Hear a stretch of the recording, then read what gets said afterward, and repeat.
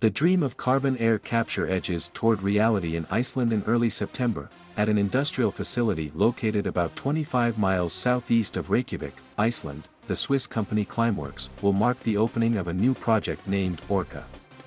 At least in a conventional sense, Orca doesn't actually make anything. It is comprised of 8 elongated boxes that resemble wood-clad tanks.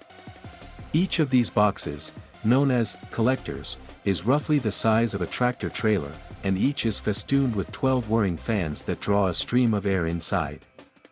Within the collectors, a chemical agent known as a sorbent will capture CO2 contained in the air wafting through. Periodically, the surface of the sorbent will fill up. And at that point the CO2 trapped within it will need to be released. At Orca, this task is accomplished with a blast of heat, which is sourced from a nearby hydrothermal vent. The extracted CO2 will then be piped from the collector boxes to a nearby processing facility, where it will be mixed with water and diverted to a deep underground well. And there it will rest. Underground. Forever, presumably. The carbon dioxide captured from the Icelandic air will react with basalt rocks and begin a process of mineralization that takes several years, but it will never function as a heat-trapping atmospheric gas again. Climeworks maintains that Orca, once it's running around the clock, will remove up to 4,000 metric tons of CO2 from the atmosphere each year.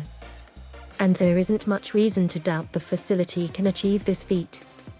For one thing, the technology for the plant, known as direct air capture, or DAC, is a variation on ideas that have been utilized over the course of half a century in submarines and spacecraft. Employ chemical agents to scrub the excess CO2 out of the air, dispose of it, then repeat. More to the point, perhaps, is the fact that Climeworks has already built smaller, less sophisticated plants in mainland Europe, which have in turn pulled hundreds of tons of CO2 per year from ambient air.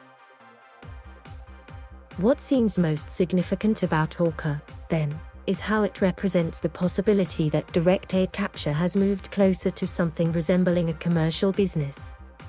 Climeworks now has dozens of customers, individual consumers who have purchased carbon removal services directly from the company, as well as corporations, like the insurance giant Swiss Re, who will pay for the permanent carbon offsets that will be buried underneath Icelandic soil. What's more, the Orca facility will be the largest functioning direct air capture plant in the world to date. By the company's estimation, it represents a scale-up of its carbon removal efforts by about 80-fold over the course of 4 years. And yet, Climeworks and Orca will likely soon be eclipsed. Plans for even larger DAC plants, one in the US Southwest, slated for completion at the end of 2024, another in Scotland, to be finished about a year after the American project, will be built by a competitor, Carbon Engineering, of British Columbia. Employing a somewhat different technology, Carbon Engineering's facilities, as initially planned, will be powered by renewable energy and will eventually each remove, on net, about 1 million metric tons of carbon dioxide a year from the atmosphere. Climeworks Orca plant under construction near Reykjavik, Iceland. Climeworks in our view, this will decisively answer the question, is direct air capture feasible at large scale and affordable cost? Steve Oldham, the CEO of Carbon Engineering, told me recently. As I see it, we are out of academic research and feasibility and now into engineering reality. One way to consider the global value of these efforts is to place them within the humbling math of climate change. In the most recent report by the Intergovernmental Panel on Climate Change, a number of models were used to chart possible future emissions scenarios, and to make sense of how we might experience a rise of, say, 1.8 degrees Celsius or 2.5 degrees Celsius by the year 2100. Last year, about 31 billion metric tons of carbon dioxide were released into the atmosphere.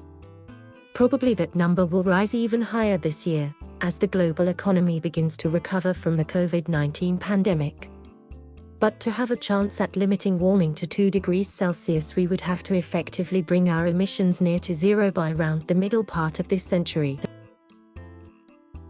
Without question, the best way to begin doing so is to drastically transform our electrical, transportation, and industrial systems to emissions-free energy sources and processes.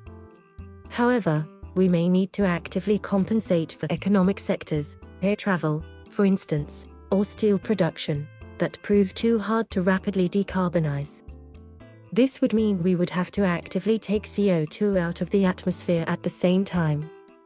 Our carbon removal efforts could involve natural means, such as sequestering atmospheric CO2 in soil or new forests. But we could also utilize more technological approaches, such as DAC or bioenergy with carbon capture and storage, known by the acronym BECS, which involves growing plants, burning or fermenting them for energy, and then capturing the CO2 emissions and burying them. And here the numbers get daunting. Zeep Horsfather, a climate scientist at the nonprofit Barclay Earth involved in charting possible emission pathways for the IPCC report, told me that in one of the most optimistic scenarios, which limits temperature rises to 1.5 degrees Celsius by 2100, the conditions require massive mitigation efforts as well as about 17 gigatons, that's billions of tons, of CO2 removal per year by the end of the century. And as much as planting trees might seem an ideal solution to help us reach such a goal, new forests are likely not a sufficient or durable carbon removal solution, especially in the wake of huge wildfires in Siberia and the American West. Natural ways of removing CO2 are generally less desirable than long-term geologic storage through BECS or DAC, Horsfather says, adding that this is because storing carbon above ground and biomass is most likely temporary. Whether DAC can make a meaningful contribution to carbon removal goals remains a lingering question. But the new Climeworks and carbon engineering plants suggest significant progress, not just hype.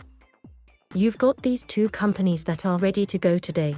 Jennifer Wilcox, an official at the US Department of Energy and an expert in carbon capture technologies, told me. But the question is, how do they get from thousands of tons to millions of tons? After that, of course, comes an even bigger question: could they actually get to billions?